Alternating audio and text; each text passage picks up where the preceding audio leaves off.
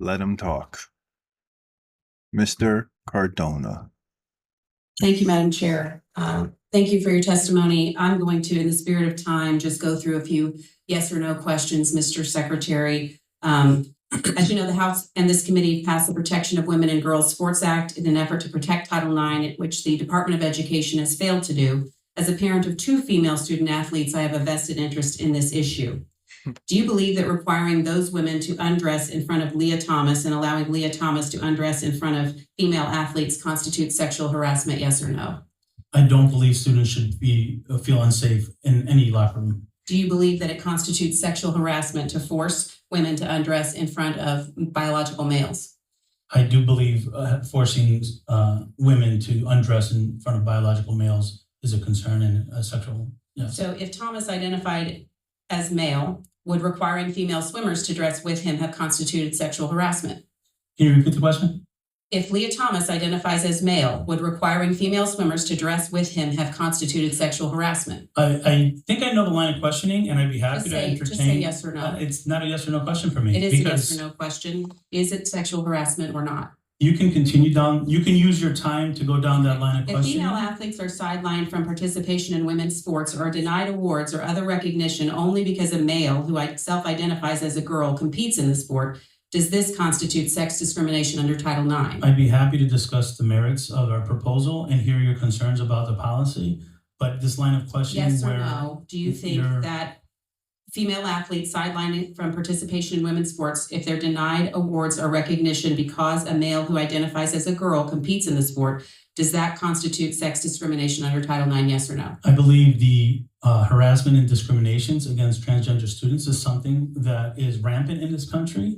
And as a department, we're proposing regulations to make sure that all students are seen and valued for who they are and given the same opportunities. So under Title IX, under that interpretation, are you admitting then that Title IX, under your interpretation, no longer protects female athletes equal opportunity on the basis of sex? I'm proud of the work we're doing to make sure all students feel valued and seen in schools. And there are students right now that are hurting because elected officials have chosen to use their platform to further ostracize them. And we take pride in making sure. Why have you proposed regulation that will, under some circumstances, require schools and colleges to commit acts of sex discrimination under Title IX by permitting biological men to take the place of female athletes in women's sports?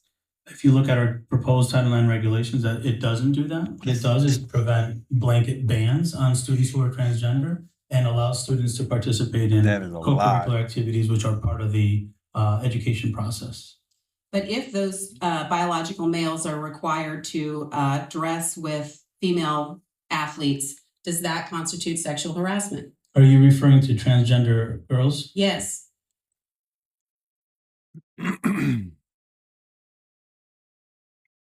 Title IX was 37 words long, and it was for 50 years federal.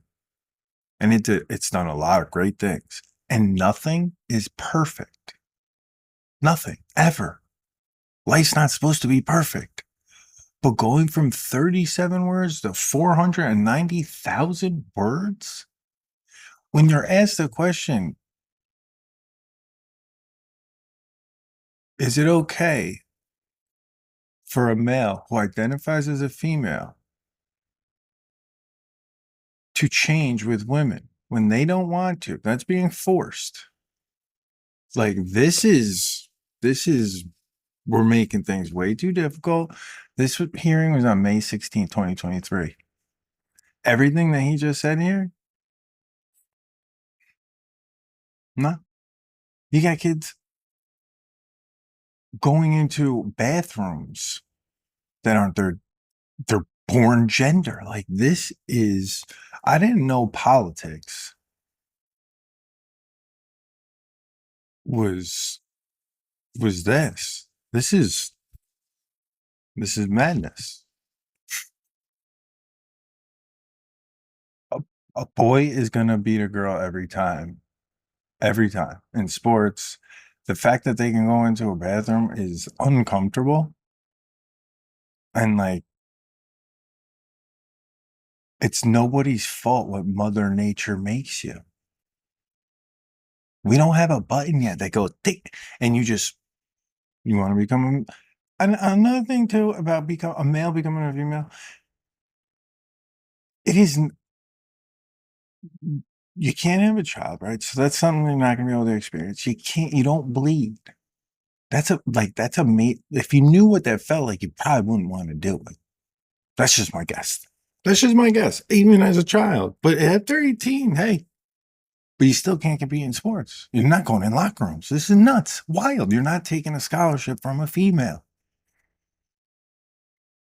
MAGA. I mean, madness.